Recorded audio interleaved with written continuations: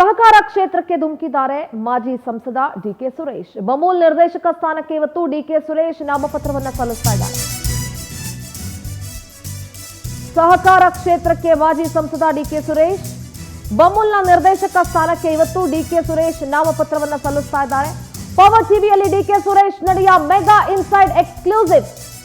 KMF ಅಧ್ಯಕ್ಷ ಸ್ಥಾನಕ್ಕಾಗಿ DK Suresh ಅಧಿಕೃತ ಚುನಾವಣೆಗೆ ಎಂಟ್ರಿ ಕೊಟ್ಟಿದ್ದಾರೆ. ರಾಜ್ಯ ಅಪೆಕ್ಸ್ ಬ್ಯಾಂಕ್ ಅಧ್ಯಕ್ಷ ಸ್ಥಾನ, ಪರಿಷತ್ ಸದಸ್ಯ ಸ್ಥಾನದ ಆಕಾಂಕ್ಷಿಯಾಗಿದ್ರು. ಕೆಪಿಸಿಸಿ ಅಧ್ಯಕ್ಷ ಸ್ಥಾನಕ್ಕೂ ಕೂಡ ಡಿಕೆ ಸುರೇಶ್ ಪ್ರಬಲ ಆಕಾಂಕ್ಷಿಯಾಗಿದ್ರು. ಆದ್ರೆ ಸಿಎಂ ಬಣದ ಹಠಕ್ಕೆ ಡಿಕೆ ಸುರೇಶ್ಗೆ ಯಾವುದೂ ಕೂಡ ದಕ್ಕಿರಲಿಲ್ಲ. ಇದೀಗ ಕೆಎಂಎಫ್ ಅಧ್ಯಕ್ಷಗಿರಿಗೆ ಕಣ್ಣಿಟ್ಟು ಬಮೂಲ್ ನಿರ್ದೇಶಕ ಸ್ಥಾನಕ್ಕೆ ಸ್ಪರ್ಧಿಸ್ತಾ ಇದ್ದಾರೆ. ಹಾಲಿ ಕೆಎಂಎಫ್ ಅಧ್ಯಕ್ಷ ಭೀಮಾ ನಾಯಕ್ ಅವಧಿ ಜೂನ್ ಅಂತ್ಯಕ್ಕೆ ಮುಗ್ದೋಗ್ಬಿಡುತ್ತೆ. ಮುಂದಿನ ಚುನಾವಣೆಯಲ್ಲಿ ಡಿಕೆ ಸುರೇಶ್ಗೆ ಅವಕಾಶ ಸಿಕ್ಕೇ ಸಿಗುತ್ತೆ ಅಂತ ಹೇಳಲಾಗ್ತಿದೆ. ಡಿಕೆ ಬ್ರದರ್ಸ್ನ ತಂತ್ರಗಾರಿಕೆ ಏನಿರಬಹುದು ಅನ್ನುವಂತಹ ಕುತೂಹಲ ಇದೆ.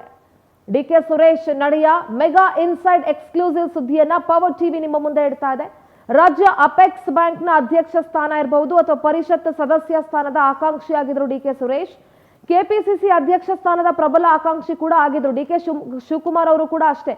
ಆ ಸ್ಥಾನ ತಾವು ಬಿಟ್ರೆ ನೆಕ್ಸ್ಟ್ ಅವರ ತಮ್ಮನಿಗೆ, ಸಹೋದರನಿಗೆ ಮಾಡ್ಕೊಡ್ಬೇಕು ಅಂತ ಅಂದ್ಕೊಂಡಿದ್ರು. ಆದ್ರೆ ಸಿದ್ದರಾಮಯ್ಯ ಅವರ ಬಣದ ಒಂದು ಹಠದಿಂದ ಅವರಿಗೆ ಯಾವುದು ಕೂಡ ಸಿಕ್ಕಿರಲಿಲ್ಲ. ಇದೀಗ ಕೆಎಂಎಫ್ ಅಧ್ಯಕ್ಷ ಸ್ಥಾನಕ್ಕೆ ಅವರು ಕಣ್ಣಿಟ್ಟಿದ್ದಾರೆ. ಬಮೂಲ್ ನಿರ್ದೇಶಕ ಸ್ಥಾನಕ್ಕೆ ಸ್ಪರ್ಧಿಸ್ತಾ ಇದ್ದಾರೆ. ಭೀಮಾ ನಾಯಕ್ ಅವರ ಅವಧಿ ಜೂನ್ ಅಂತ್ಯಕ್ಕೆ ಮುಗ್ದೋಗುತ್ತೆ. ಹಾಗಾಗಿ ಮುಂದಿನ ಚುನಾವಣೆಯಲ್ಲಿ ಡಿಕೆ ಸುರೇಶ್ಗೆ ಅವಕಾಶ ಸಿಗುತ್ತೆ ಅಂತ ಹೇಳಲಾಗ್ತಾ ಇದೆ.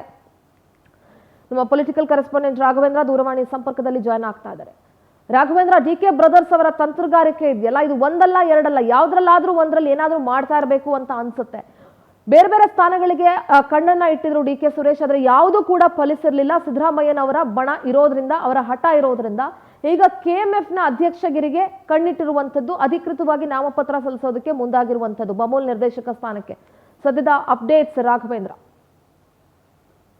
ಖಂಡಿತವಾಗೂ ಏನೋ ಕಾಂಗ್ರೆಸ್ ನಲ್ಲಿ ತಮ್ಮ ಹಿಡಿತವನ್ನ ಮತ್ತಷ್ಟು ಬಿಗಿಗೊಳಿಸಬೇಕಂತ ಹೇಳ್ಬಿಟ್ಟು ಡಿ.ಕೆ. ಶಿವಕುಮಾರ್ ಅವರು ತಂತ್ರಗಾರಿಕೆಯನ್ನ ಮಾಡಿರ್ತಕ್ಕಂಥದ್ದು. ಯಾಕಂದ್ರೆ ಸಂಸದರಾಗಿ ಸೋತ ನಂತರ ಡಿ.ಕೆ. ಸುರೇಶ್ ಅವರು ನನಗೆ ಕ್ಷೇತ್ರದ ಜನ ರಜವನ್ನ ಕೊಟ್ಟಿದ್ದಾರೆ, ಇನ್ನೇನಿದ್ರು ನಾನು ಸ್ಪರ್ಧೆ ಮಾಡೋದಿದ್ರೆ ಮತ್ತೆ ಸಂಸದ ಸ್ಥಾನಕ್ಕೆ ಮಾತ್ರ ಸ್ಪರ್ಧೆ ಮಾಡ್ತೀನಿ, ಬೇರೆ ಯಾವುದೇ ಸ್ಥಾನಕ್ಕೆ ಸ್ಪರ್ಧೆ ಮಾಡಲ್ಲ ಅಂತ ಹೇಳ್ಬಿಟ್ಟು ಹೇಳಿಕೆಯನ್ನ ಕೊಟ್ಟಿದ್ರು.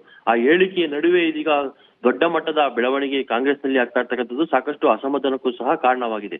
ಪ್ರಮುಖವಾಗಿ ಏನು ಡಿ.ಕೆ. ಸುರೇಶ್ ಅವರು ಇಷ್ಟು ದಿನ ಸೈಲೆಂಟ್ ಆಗಿದ್ದಂತಹ ಡಿ.ಕೆ.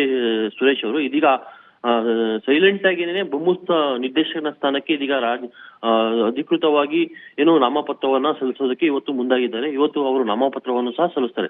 ಬಮೂಲ್ ನಿರ್ದೇಶಕರ ಆಗಿದ್ದೇ ಆದಲ್ಲಿ ಅವರು ಕೆಎಂಎಫ್ ನ ಅಧ್ಯಕ್ಷರಾಗ್ತಾರೆ ಅಂತ ಹೇಳ್ಬಿಟ್ಟು ಈಗಾಗಲೇ ಸಾಕಷ್ಟು ಚರ್ಚೆಗಳು ಸಹ ಆಗ್ತಾ ಇದಾವೆ. ಯಾಕಂದ್ರೆ ಕೆಎಂಎಫ್ ನ ಅಧ್ಯಕ್ಷ ಸ್ಥಾನ ಜೂನ್ ನಲ್ಲಿ ಅಂತ್ಯವಾಗ್ತಾ ಇದೆ. ಈಗ ಭೀಮಾ ನಾಯಕ್ ಅವರು ಅಧ್ಯಕ್ಷರಾಗಿ ಕೆಎಂಎಫ್ ಅಧ್ಯಕ್ಷರಾಗಿ ಇದ್ದಾರೆ. ಅವರ ಅಧಿಕಾರ ಅವಧಿ ಈಗ ಜೂನ್ ನಲ್ಲಿ ಮುಕ್ತಾಯವಾಗ್ತಾ ಇರ್ತಕ್ಕಂಥದ್ದು. ಹೀಗಾಗಿ ಆ ಸ್ಥಾನಕ್ಕೆ ಕಾಂಗ್ರೆಸ್ ನಲ್ಲಿ 3-4 ಜನ ಸಾಕಷ್ಟು ಪೈಪೋಟಿಯನ್ನು ನಡೆಸ್ತಾ ಇದ್ರು. ಜೊತೆಗೆ ಮಾಲು ನಂಜೇಗೌಡ ಏನಿದ್ದಾರೆ ಅವರು ಸಿಎಂ ಬಳಿ ಹೋಗ್ಬಿಟ್ಟು ಸಾಕಷ್ಟು ಒತ್ತಡವನ್ನ ಹಾಕಿದ್ರು. ನೆಕ್ಸ್ಟ್ ಭೀಮಾ ನಾಯಕ್ ಅಂತ ನಿಮಗೆ ಸ್ಥಾನಮಾನವನ್ನ ಕೊಡ್ತೀವಿ ಅಂತಲೂ ಸಹ ಸಿಎಂ ಅವರು ಆಶ್ವಾಸನೆಯನ್ನ ಕೊಟ್ಟಿದ್ರು. ಹೀಗಾಗಿ ಸಾಕಷ್ಟು ಖುಷಿಯಿಂದ ನಂಜೇಗೌಡರು ಸಹ ಇದ್ರು. ಆದ್ರೆ ಇದೀಗ ಡಿ.ಕೆ.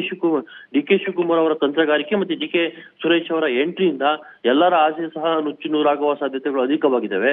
ಯಾಕಂದ್ರೆ ಕಾಂಗ್ರೆಸ್ ನಲ್ಲಿ ತಮ್ಮ ಸಾರ್ವಭೌಮನವನ್ನ ಮತ್ತಷ್ಟು ಬಿಗಿಪಡಿಸ್ಬೇಕಂತ ಹೇಳ್ಬಿಟ್ಟು ಆ ನಿಟ್ಟಿನಲ್ಲಿ ಡಿ.ಕೆ. ಶಿವಕುಮಾರ್ ಅವರು ತಂತ್ರಗಾರಿಕೆಯನ್ನ ಮಾಡಿರ್ತಕ್ಕಂಥದ್ದು. ಕೆಎಂಎಫ್ ಅಧ್ಯಕ್ಷ ಸ್ಥಾನಕ್ಕಾಗಿ ಡಿ.ಕೆ. ಸುರೇಶ್ ಅವರು ಅಧಿಕೃತವಾಗಿ ಈಗ ಚುನಾವಣಾಕ್ಕೆ ಎಂಟ್ರಿ ಆಗಿರ್ತಕ್ಕಂಥದ್ದು. ಹೀಗಾಗಿ ಬಮೂಲ್ನ ನಿರ್ದೇಶಕರಾಗಿದ್ದೇ ಆದಲ್ಲಿ ನೆಕ್ಸ್ಟ್ ಅವರೇ ಪಕ್ಕ ಈಗ ಆಗ್ತಾರೆ ಅಂತಲೂ ಸಹ ಹೇಳಲಾಗತ್ತೆ. ಯಾಕಂದ್ರೆ ಈ ಹಿಂದೆ ಸಾಕಷ್ಟು ಪರಿಷತ್ನ ಆಕಾಂಕ್ಷಿ ಆಗಿದ್ರು, ಅಪೆಕ್ಸ್ ಬ್ಯಾಂಕ್ ನ ಅಧ್ಯಕ್ಷ ಸ್ಥಾನದ ಆಕಾಂಕ್ಷಿ ಸಹ ಆಗಿದ್ರು. ಆದ್ರೆ ಸಿದ್ದರಾಮಯ್ಯನವರ ಬಣ ಏನಿದೆ ಆ ಬಣ ಯಾವುದೇ ಕಾರಣಕ್ಕೂ ಸಹ ಡಿ.ಕೆ.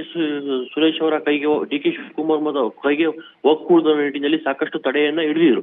ಹೀಗಾಗಿ ಎಲ್ಲವನ್ನೂ ಸಹ ಸಹಿಸಿಕೊಂಡಂತಹ ಡಿ.ಕೆ. ಶಿವಕುಮಾರ್ ಅವರು ಮತ್ತೆ ಸೈಲೆಂಟ್ ಆಗಿ ತಂತ್ರಗಾರಿಕೆಯನ್ನ ಮಾಡಿ ತಮ್ಮ ತಮ್ಮನನ್ನ ಮತ್ತೆ ರಂಗ ಪ್ರವೇಶವನ್ನ ಮಾಡಿರ್ತಕ್ಕಂಥದ್ದು ಈಗ ಕಾಂಗ್ರೆಸ್ ನಲ್ಲಿ ಮತ್ತಷ್ಟು ಕುತೂಹಲಕ್ಕೆ ಕಾರಣವಾಗಿದೆ. ಸಿಂಧೂರ. ಓಕೆ ರಾಘವೇಂದ್ರ, ಥ್ಯಾಂಕ್ ಯು ನಿಮ್ಮೆಲ್ಲ ಡೀಟೇಲ್ಸ್ಗಾಗಿ.